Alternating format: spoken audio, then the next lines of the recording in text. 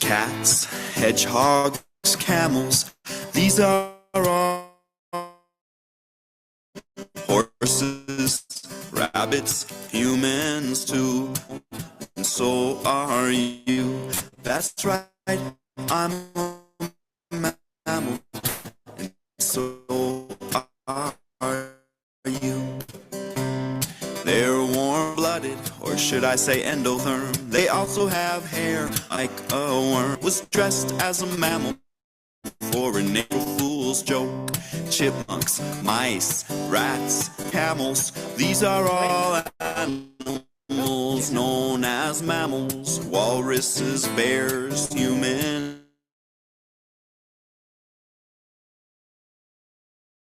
In Australia you could find a kangaroo. That's right, I'm a mammal, and so are you. Dolphins, whales are mammals in the sea. They swim in the ocean so peacefully. Deer, rabbits are mammals in the forest. So many mammals, we have to sing our chorus. It goes wolves, bison, bulls, camels. These are all animals known as mammals. Horses, rabbits, humans too. That's right, I'm a mammal, and so are you. That's right, I'm a mammal, and so are you. Bats are mammals that can fly. They're the only mammals that live in the sky. Zebras and lions are in the savannah. Monkeys are mammals that might like to eat bananas. Dogs, cats, hedgehogs, camels, these are all animals known as mammals. Horses, rabbits, humans too. That's right, I'm a mammal, and so are you. That's right, I'm a mammal, and so are you.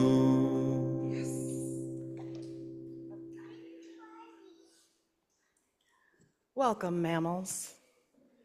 Hello, my name is Emily Fraser. My pronouns are she, they, and I am the Director of Religious Education here at the Unitarian Universalist Fellowship of Manhattan. Continuing with the intros, our greeter today is Jessica, who you may have met on your way into the building if you're here in person, and our Zoom host is Kathy. So visitors and newcomers, please know that Jessica and Kathy are especially available to chat after the service, though others are as well. This morning's service, as you may have already noticed, is a little different, as it is our annual animal blessing service and designed to be for all ages and all species. That means that there will not be an RE class during the service today. Instead, the children and I will stay here in the sanctuary with you all to share in the animal love. What's more, we welcome companion animals in the sanctuary today, of which I see a couple few. Lost my spot. Oh yeah, and the sanctuary, so whether your companion animal is a mammal or a reptile or an amphibian or a bird or an invertebrate, we don't discriminate based on whether or not you have a spine. All are welcome here, and this is the one day out of the year when pets are welcome, as we otherwise have a no pets policy to be mindful of those among us with allergies. So a reminder to keep non-human friends and family safely contained in the sanctuary on a leash or in a carrier of some kind. And you may use, as some of you have already noticed, that this is the door for entering and exiting with non-human friends. And this is so that we can minimize how much dander accumulates in other parts of the building, as we do plan to deep clean the sanctuary after the service today. So, those special introductions out of the way. So here at UUFM, we are a diverse, evolving spiritual community acting for a better world. And our covenant reminds us that we value each person's worth, and indeed each living being's, and welcome people of all ages to participate in fellowship life. Our theme this month is cultivating compassion. One of the ways we cultivate compassion is by holding and receiving space to share the gratitudes, joys, and sorrows that have arisen in our lives this week. You are warmly welcome to write these down for me and Kathy on Zoom to read later. You can find gratitudes, joys, and sorrows papers in a box on a seat nearby if you're here in the sanctuary in person. If you're on Zoom, we'll invite you later to type it into the chat for Kathy to read. So thank you to Doug in the back for being our tech lead this morning. So let's take a moment to wave hello to each other. So Doug, could you put all the Zoom folks up on the screen so that we can see who's here? Yay! And if you'd like us to see you, and perhaps even your animal companion, if you've got them with you, folks on Zoom that are coming in from home, please turn on your video. All right. Good to see everyone. All right, I believe that we are now moving on to announcements with Hannah.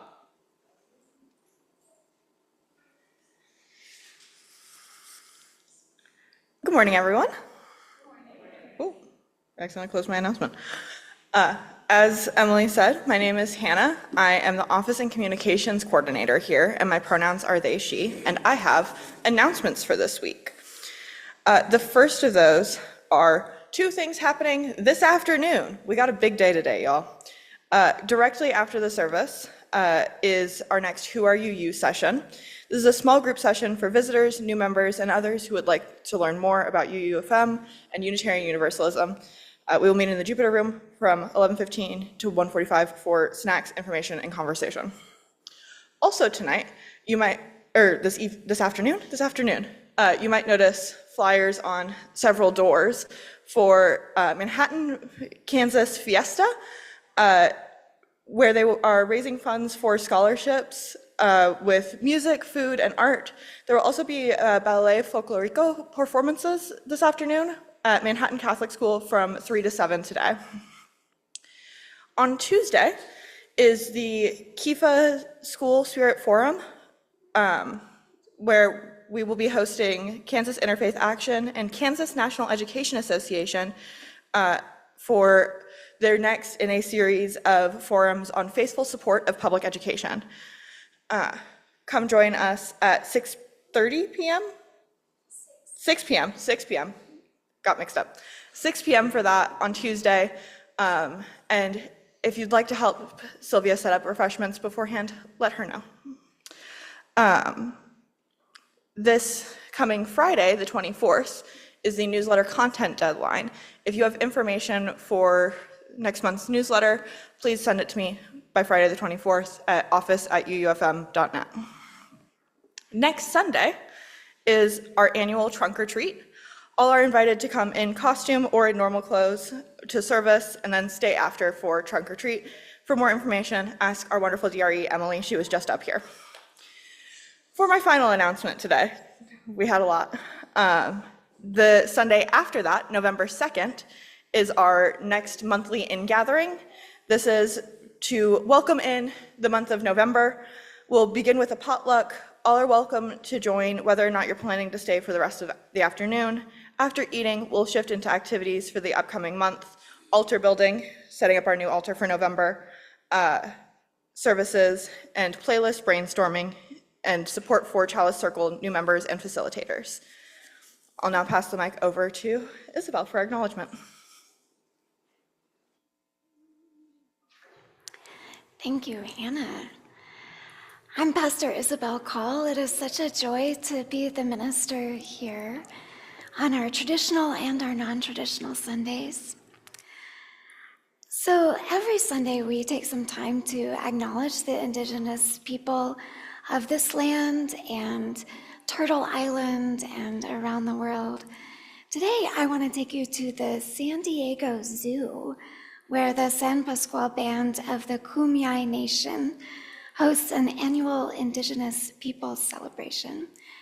So their most recent one was last Monday, and this is their symbol, recognizing the burrowing owl, which is being reintroduced to the region, that San Diego region. Now, our next picture, I want to ask, does anybody know who this is?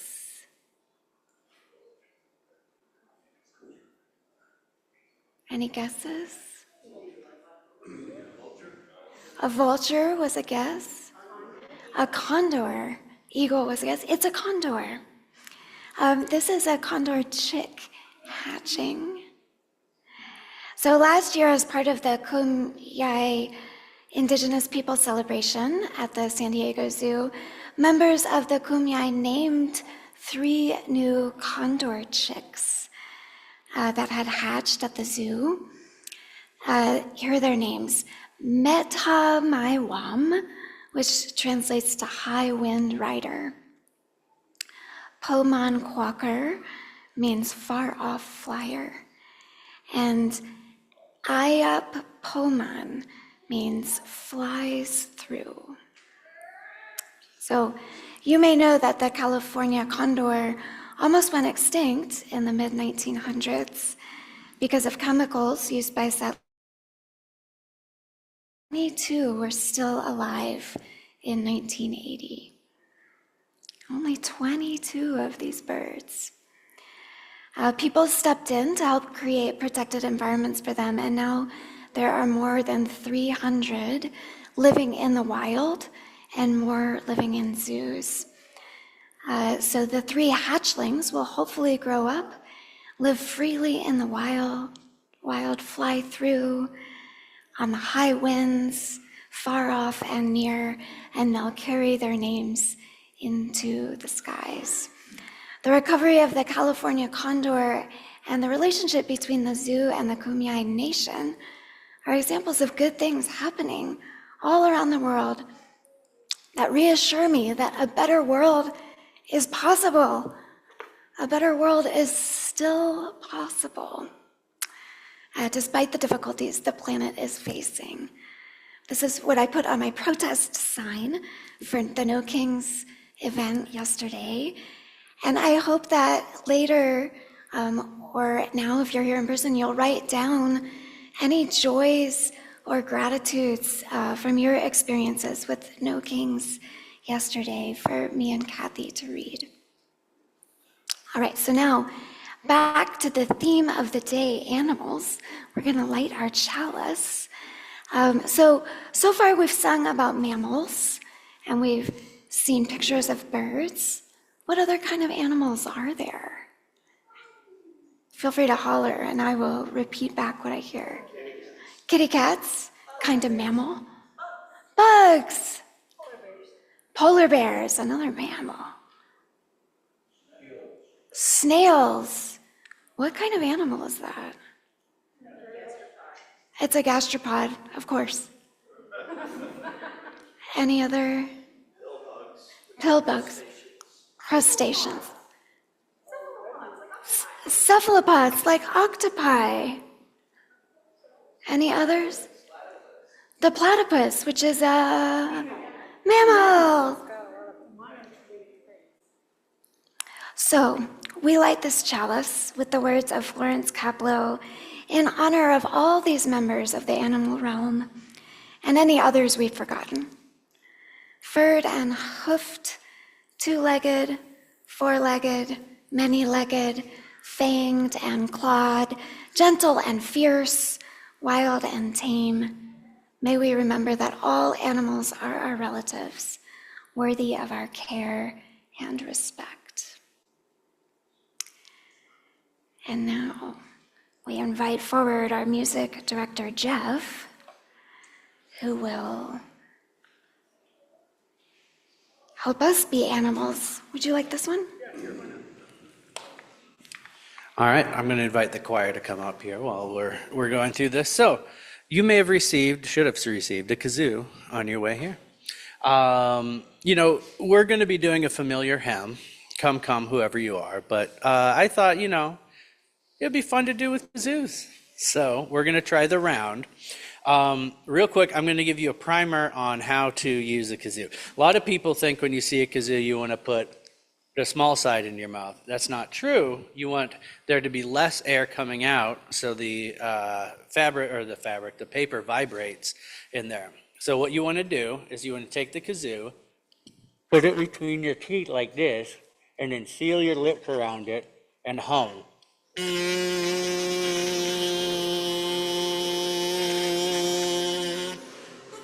All right, that sounds great. Okay.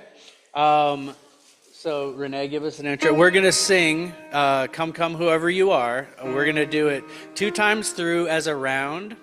I'm gonna say half of this section is gonna be 1, section 2, section 3, and then section 4 over here. So I will cue you when it's your time to come in with the round. All right, ready?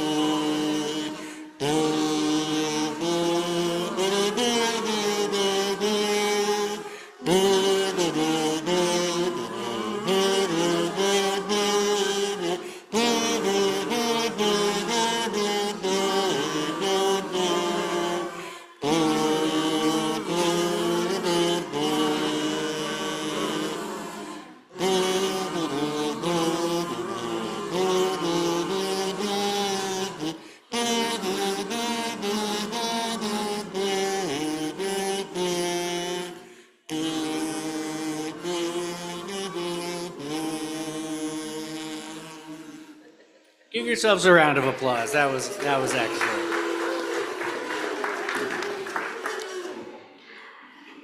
So Emily and I have planned this as an invertebrate-friendly animal blessing, but we didn't think about how we were sort of impersonating bees with the kazoos, so that was a happy accident. So for our blessing ceremony, this is how we're gonna arrange it.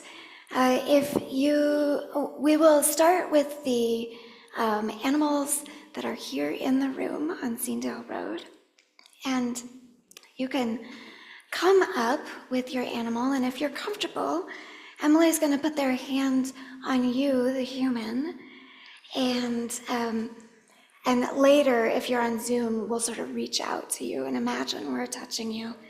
And then you can touch your animal if they want that, or if they aren't nearby or don't want to be touched, you can sort of imagine touching them. And Emily will ask the animal's name, and you can say it into the mic, and then I'll ask, how has so-and-so taught you about compassion? And you have an opportunity to share. How has your companion taught you about compassion? So, let us begin. Who are we going to see first? I see a canine friend and I see a feline friend. Who's going to make it first? I think we're going to see the canine first. Hi. Hi.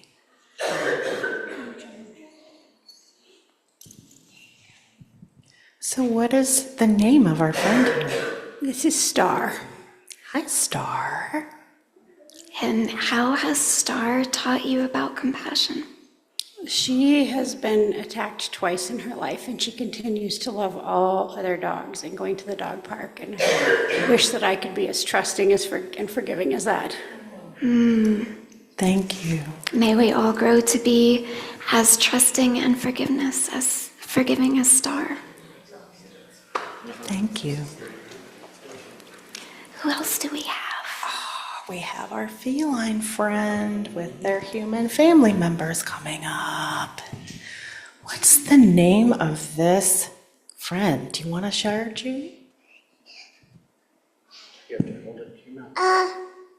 My cat name is Quasi, and I love my Quasi, and he's my favorite cat. And I found him back in our yard behind Wicket's house. Wow, Quasi. We found him behind Wicket's house, which is our other dog. Yeah. One thing Quasi has taught me is as I watch Juniper, the very loving but very young child, manhandle him around the house, and he just patiently puts up with it. He has taught me to be a little bit more patient myself. Oh, Thank you. may we all learn patience, and may we all be somebody's favorite cat. Yeah. Now, are there any other non-humans here in the room? All right. I mean, I'm sure there are. Yeah. We get all sorts of visitors in this building, but Well, let's shift to are we doing photographs next? So we have, I think, about 20 photographs. So if you're here in person and you see your animals up on the screen, come on up or raise your hand and Emily will come to you. So, yeah, you want to go, you'll go to them. All right. so what are these delightful creatures' names? All right. Well, the one on top is Murray. He is our 6-year-old cat, and the one that's just below him is Duncan, and he just came home last Sunday with us, so he's new to our family. What I find awesome about cats is just their unconditional love that they have for their humans and for the human friends and everything, and it's always heartwarming, and sometimes it can take a learning lesson from them and provide more unconditional love to the world. Well, may we learn this lesson from Murray and Duncan and keep rippling it out. Thank you. Who do we have next? Oh.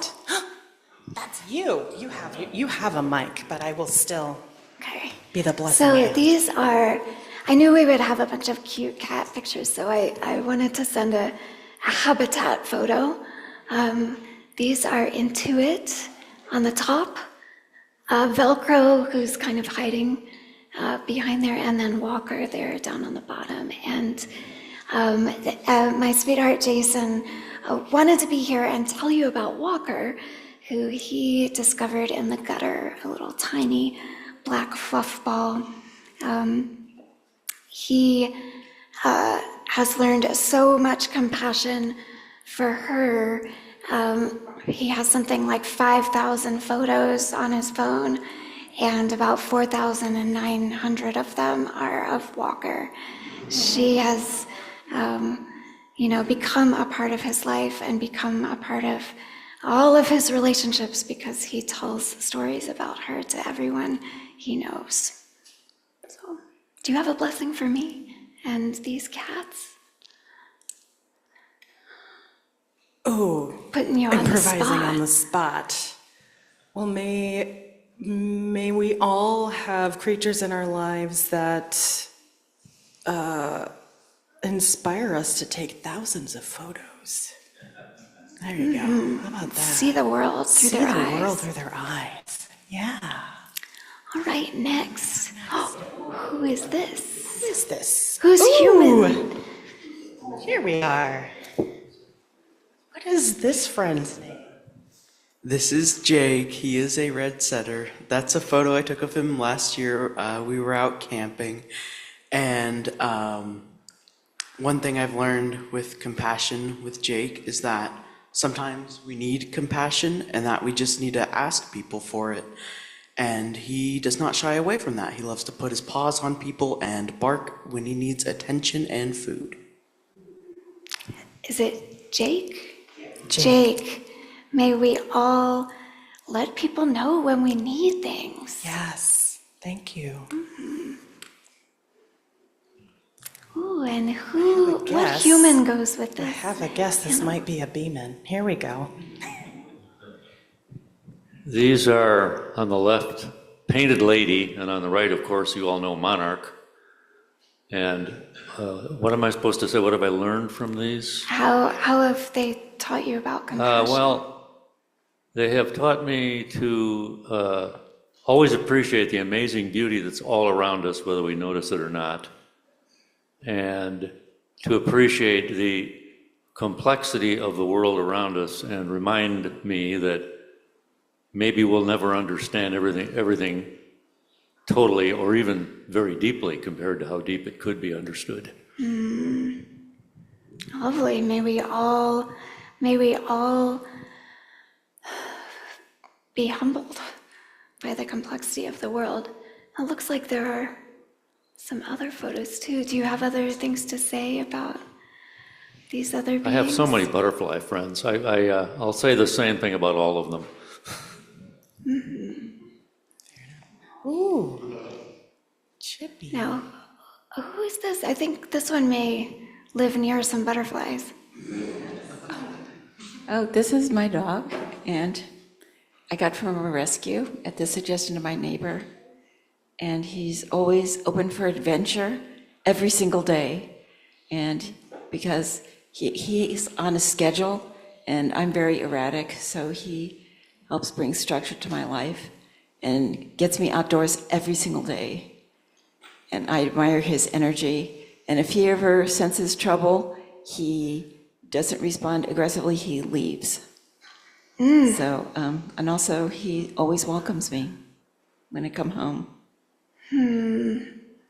May we all find companions to bring into our lives those aspects that we don't have on our own.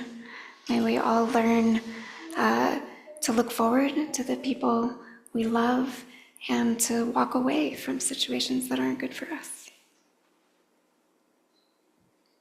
Oh, we got another one. This is Bill, the square-faced wasp. And he is protecting his young from a cuckoo bee. I should have pictured the cuckoo bee, they're really pretty. This cuckoo bee was persistently trying to get at Bill's young, but Bill didn't let her. May our compassion inspire us to be fierce for those we love. Yes. Thank you, Bill.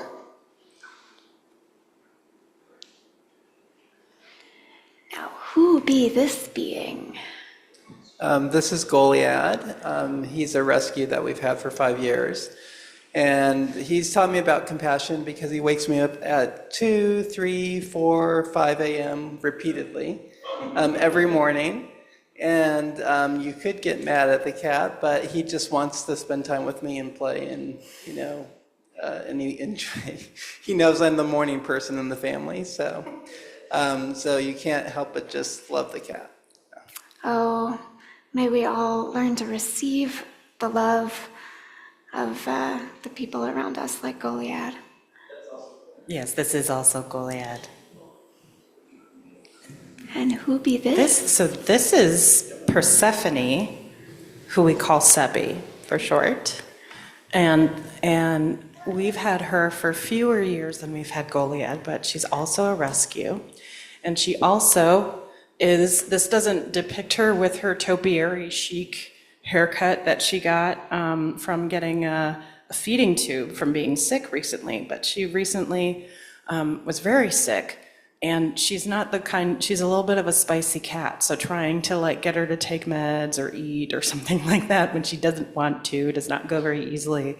But she recovered very well. And one of the things that I learned from cats like Seppi, because I also work with cats in a rescue, is that just because someone's spicy doesn't mean that they don't deserve love.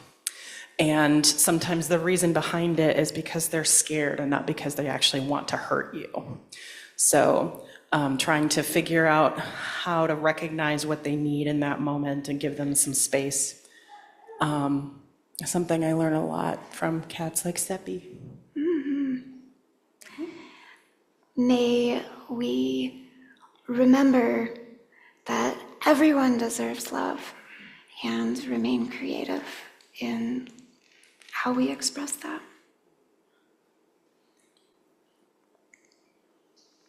Ooh, who is this? I see in the back, way in the back.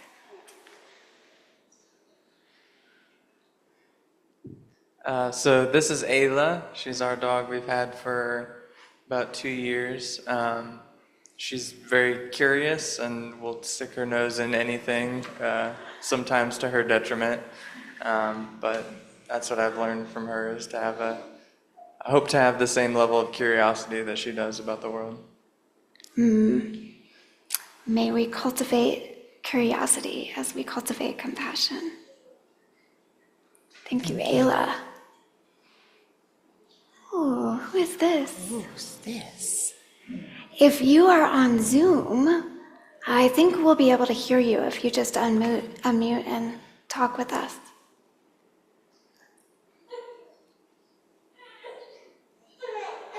Is there a human on Zoom or in person who goes with this sweet creature?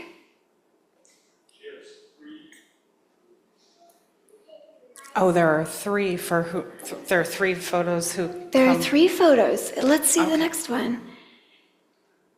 Aww. Grand puppies.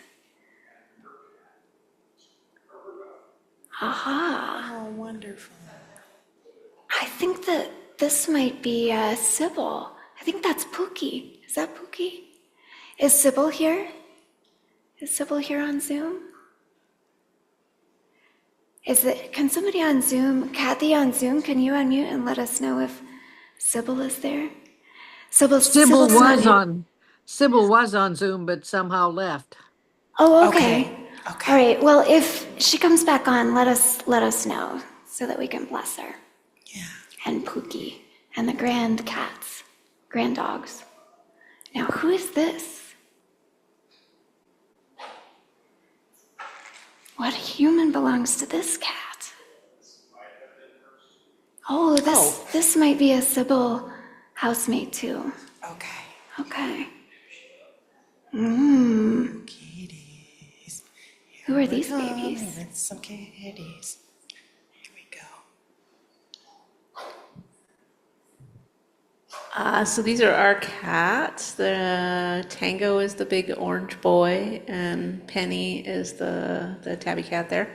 And this picture demonstrates that I'm the favorite in the house. And Penny's never really met a stranger. Extra is her middle name, and so she teaches me that, even being extra can be just right. And Tango is real slow to trust, but then, as you can see, is very loyal when he lets you in his inner circle, and I relate to that. May we all feel perfectly comfortable being extra sometimes, and may we all learn to trust those who are trustworthy. Oh, I recognize some of those faces. So this is Silly Sally Sue, and I had no doubts that she was going to be an amazing big sister to Emily. And one cute thing she does is anytime we've left and we come back home, she has to do a thorough TSA search of the car seat and baby to make sure I brought back the right one. Silly Sally Sue, the big sister. May we all be so vigilant and caring for our humans. Ooh. Who are these beauties? These are my grandkitties. With one of their stays at Feline Extended Stay America, which is my house, making themselves welcome on my desk by clearing it of anything they didn't need. They have taught me about compassion by the way they welcomed a tiny little boy into their home, my grandson, Will. Mm-hmm. May we take up the space we need and love the new little ones who come into our lives. Thank you. Now, I believe that's all of our Zoom photos, and I want to make space for folks on Zoom who might have an animal with them. So if you're on Zoom, know that your camera, we can see you if you turn your camera on, and I'll invite you to unmute and share if you have anyone you want us to bless.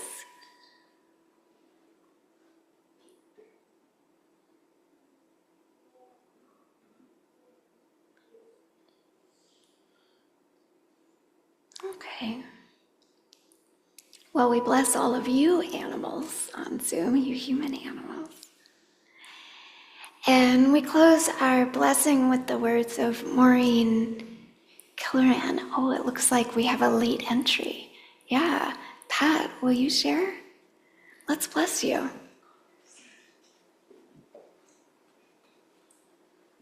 Thank you. This past month and week have been really full of compassion for a couple animals and their family. This last week, our friends Karen and David C. lost their dog, Tupelo, who was an Airedale and beautiful and very kind dog, and it was a digestive disease of some kind. She had all her life, and I think she was only 7. But we've been real close to them this week, and, they've gone through a lot, and so, we have 2 really with that. And the other one I want to mention is our daughter, Sheila, in Portland, Oregon, whose 15-year-old cat got taken off her porch by a coyote. Oh. And dragged around the neighborhood in such a way, but there were several people, including 2 older ladies in the church, or next to this church near them, that stopped this coyote somehow. And he dropped Miss Kay, the cat, and Sheila was, of course, hysterical and took her to the vet. Anyway, the cat's still living. Mm-hmm. And somehow got through an incredible week and can walk, which she didn't at first. And so there's a lot of compassion in our family lately. Yeah, so remembering Tupelo and sending our healing wishes to Miss Kay, we bless your compassion, Pat, and feel our compassion for these animals in your life.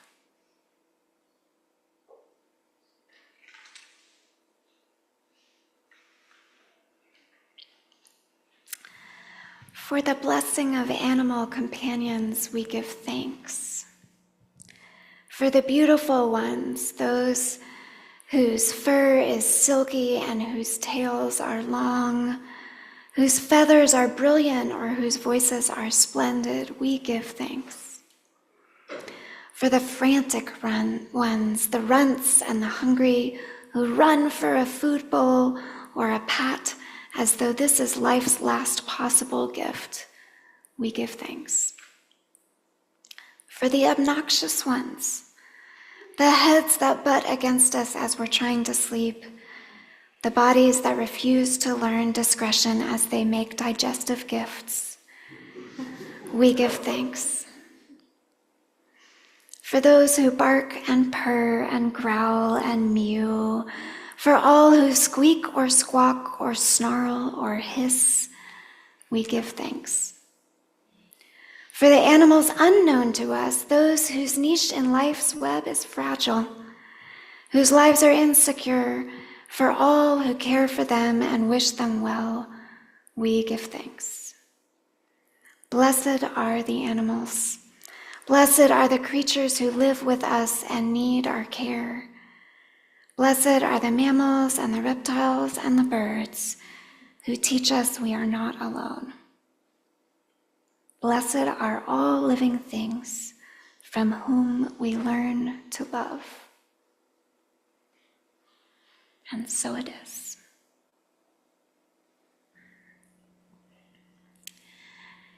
Now we will pass it over to our Zoom host. Go ahead. Good morning. My name is Kathy Hedge. My pronouns are she, her. We every here at UUFM, every Sunday, the money we collect goes to a local organization. And this month, our Helping Hands recipient is the Flint Hills Bread Basket. This is our local organization that does an incredible job of feeding the hungry. And they have a very broad reach in our community. So for the Flint Hills Red Bread Basket, you may put your unmarked money into the back of the basket at the back of the room, and that's going to go to the Flint Hills Bread Basket. And you can also donate at uufm.net/donate. If you'd like to designate a donation for the fellowship, then what you can do, there's a paper envelopes that you can put your donation in that envelope, and then, or you can just select the general fund at the UUFM/donate. In addition to monetary gifts, we bring gifts of vulnerability and compassion, especially with our creatures. After the offertory, Pastor Isabel and I will read any joys and sorrows that you have written down for us. And you will be able to hand those to Shirley or, to Jessica. You can hand your joys and sorrows to Jessica. And for those of you on Zoom, you can write them down in the chat. And if you'd like to be visible while we share these joys and concerns, those of you who are on chat, then you can turn on your video because we'd love to be able to see you. And now, so that we may move more gently into our joys and sorrows after the offertory, I invite you to share your appreciation for our wonderful pianist, our accompanist, Renee Brown. And you can now put your hand over your heart, or you can wave to applause, but then we'll be silent after our piece finishes. And we do thank you for being with us.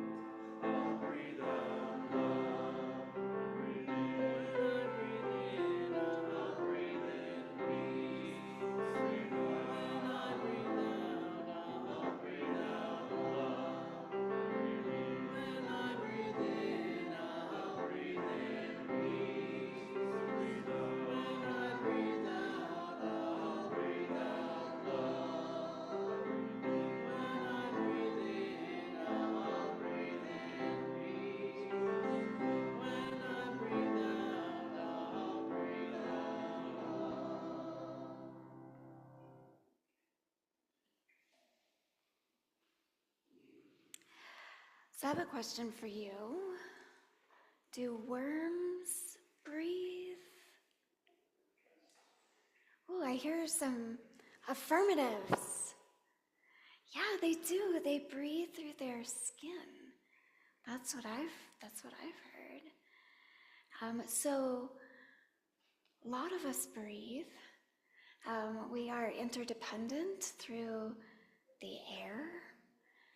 We're also interdependent through the earth, through what we eat. And so today we are going to honor that interdependence and bless some new animal companions for the fellowship.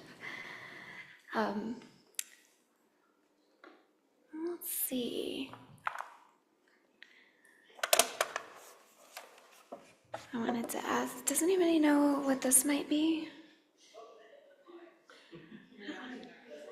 Chipotle, some lunch. Would anybody like to come up and open it and see? See what's in there? Yes, we've got a taker. Here, will you help Chris with that?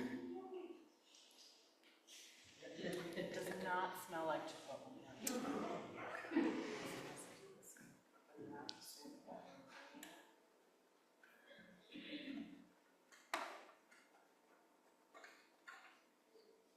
Ooh. Ooh, what is it? It's like worm castings, but I don't see any worms. Does it, what? Let's see, let's poke around in here.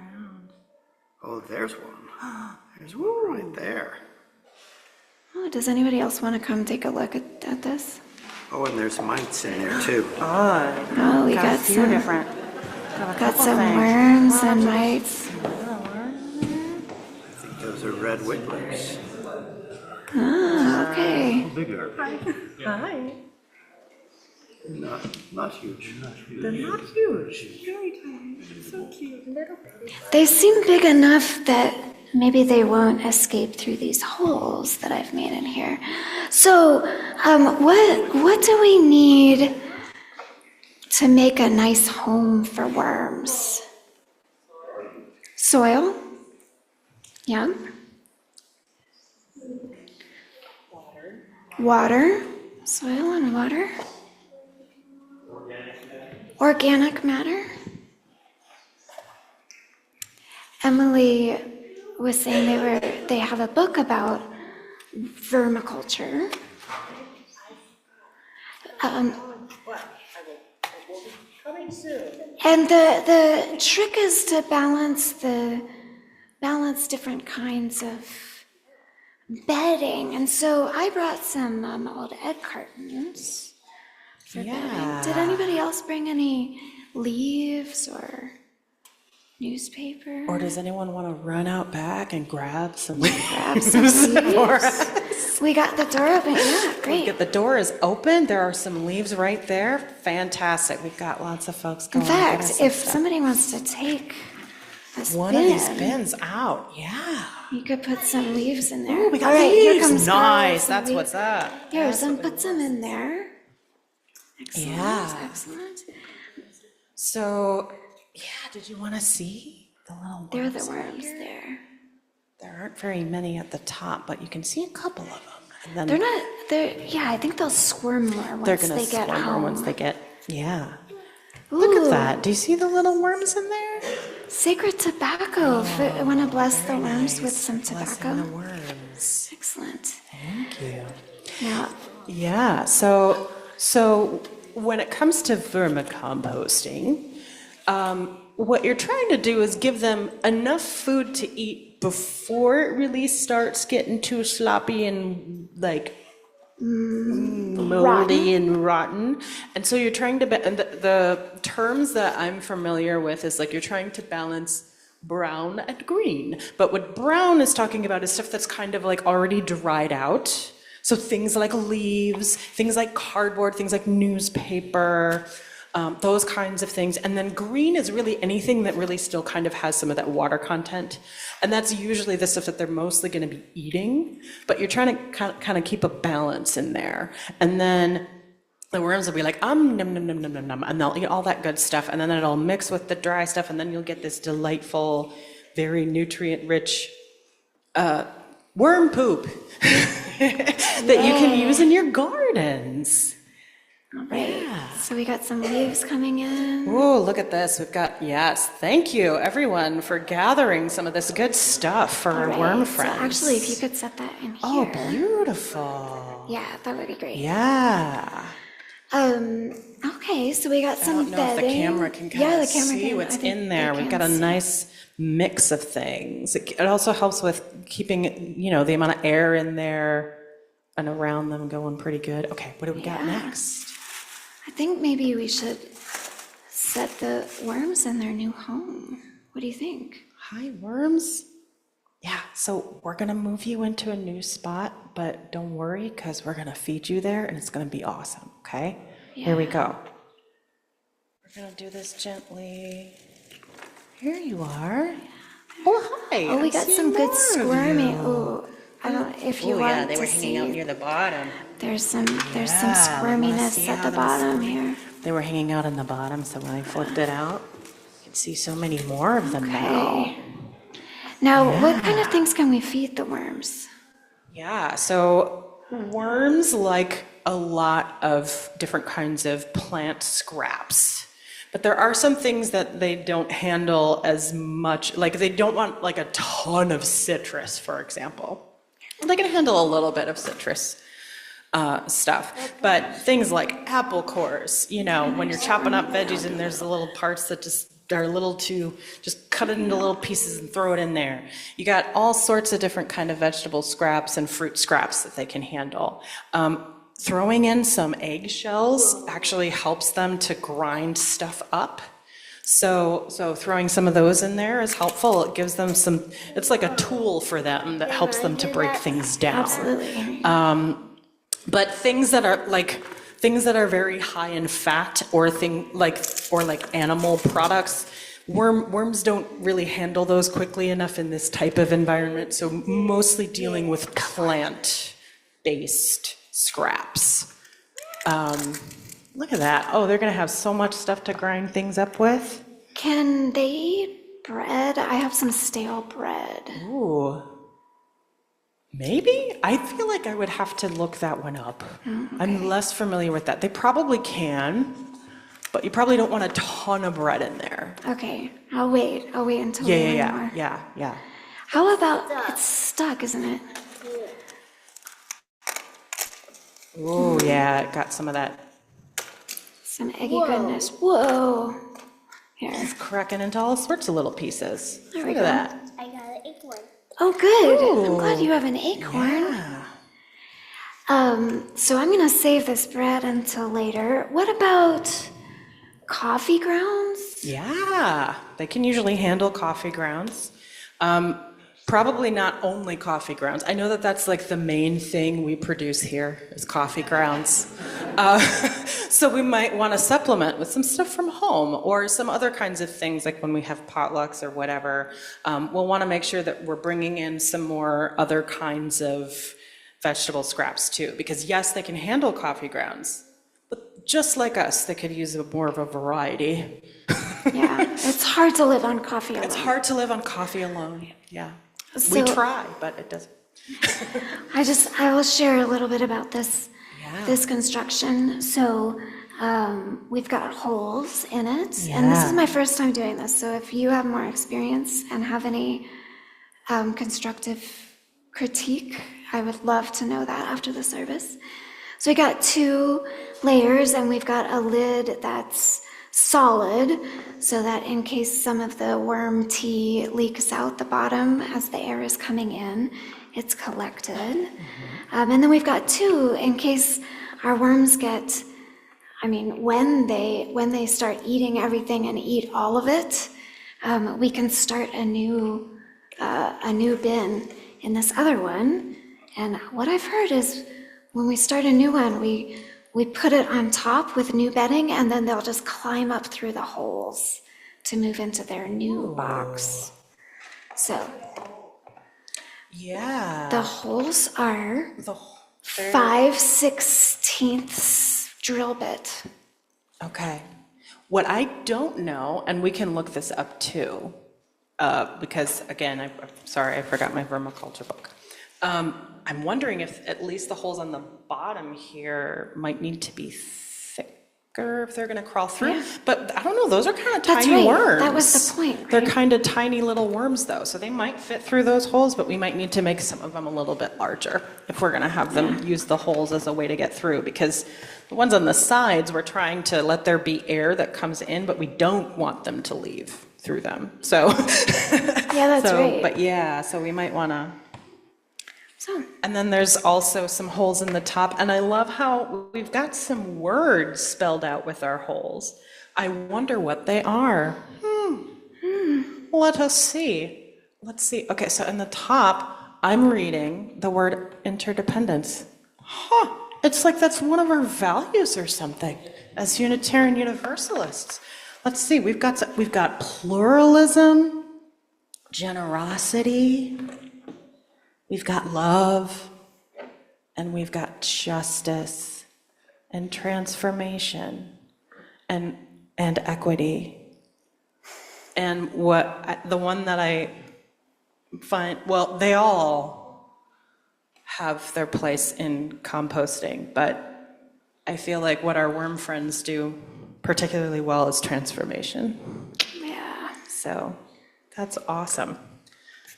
All right, so if you'll help me, can you lift this up just a little bit, and then those little Yeah. tabs will open up and we can snap it on. What I've heard is that they are clever and they will migrate out a little bit, and we might find some. We might down find here. some little escape Yeah, artists. so They'll be like, that'll sorry, be there's good no food for- out here. we think we're gonna find a place for this in the Jupiter room, so Yeah, the kids can check on it regularly. yeah, I'm excited for that. So I have some closing words of our animal blessing, our worm bin blessing. We bless you, and we're so grateful for the blessings that we anticipate coming from you. All the gardeners can come and get some worm castings. So we have joyfully deepened our monthly theme of compassion through your reflections on your relationships with animals.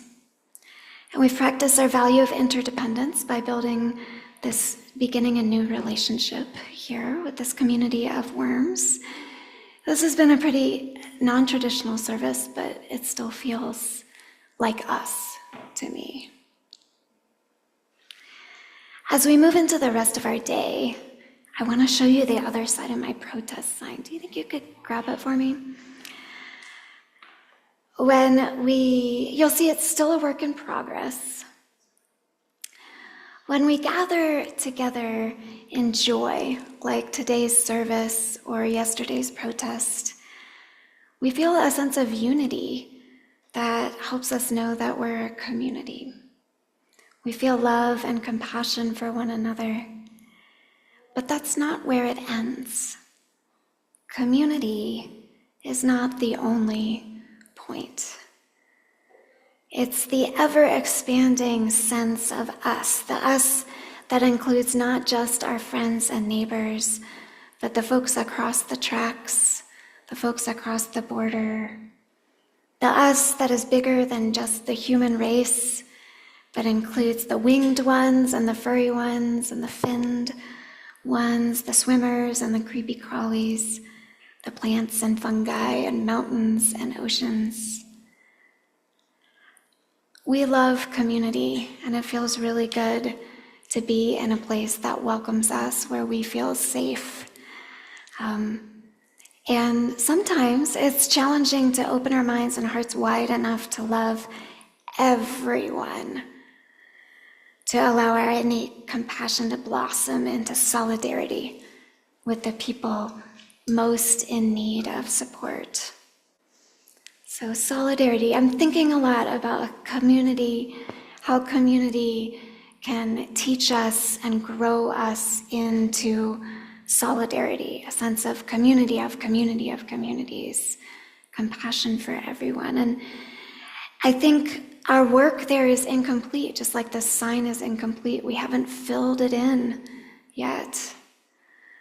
I'm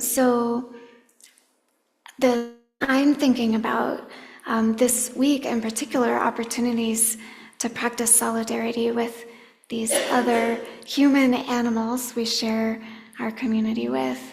Are on Tuesday, whether you're a parent or you know someone, which you do, who is a parent of young children, or you just live in community with kids, learning about the school system, the current threats to schools, and what we can do about it at the School Spirit Forum.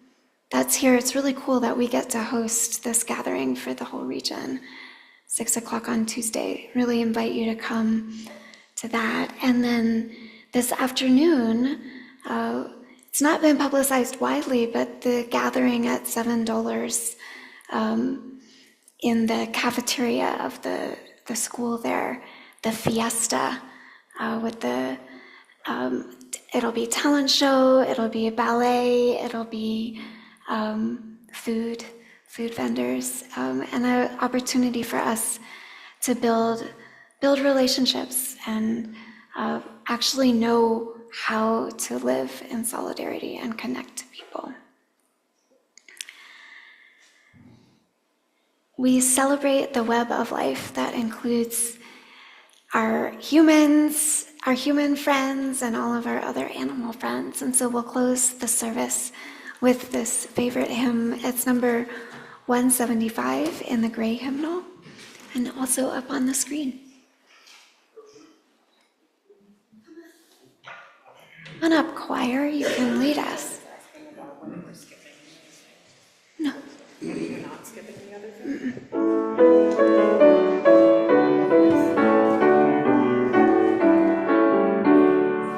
We celebrate the web of life, its magnitude we see, for we can see divinity in every living thing.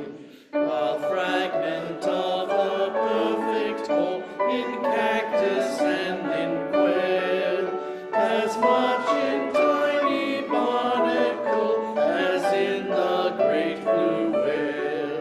Of ancient dreams we are the sum, our bones link stone to star, and bind our future worlds to come with worlds that were and are. Respect the water, land, and air, which gave all creatures birth. Protect the lives of all that share the glory of the earth. Thank you all. So I didn't realize we skipped this really cool song. And so I think what we can do is sing it, just as our postlude. And we will leave after the song. So this is Decompose by Joe Riley, who started us off. Do you still have your kazoos, Andy?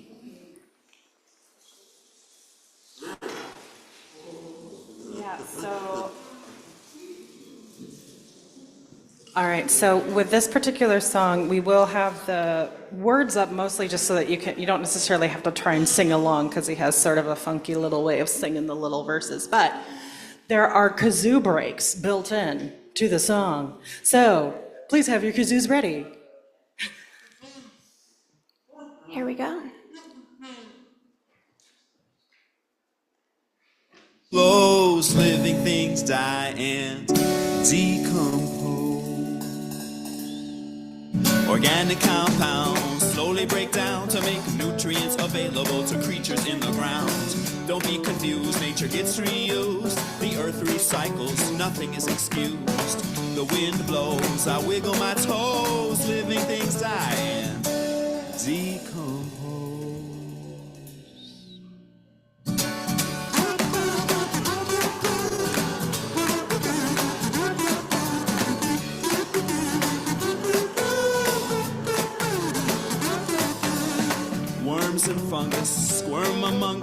decomposers. They're not humongous, they're microscopic, and they're macroscopic.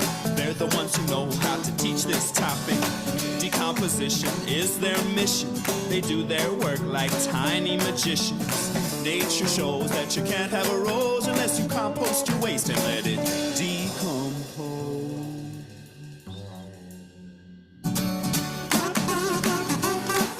I'm sorry.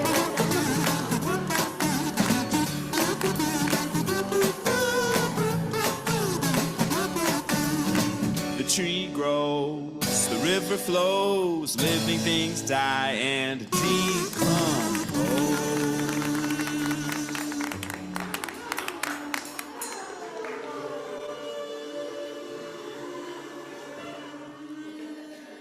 All right, and now let's sing ourselves out with the song that we sing the young folks out every Sunday.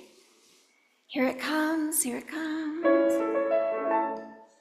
Go in love, our hearts go with you. Enjoy, our hopes go too. Learn and grow in wisdom. Shine your light on all you do. Go in love, hearts go with you. Go enjoy, our hopes go too.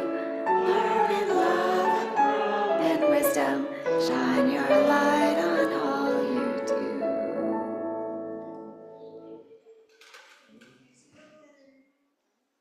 No better benediction than that. Go in love, our hearts go with you. You afraid of slime?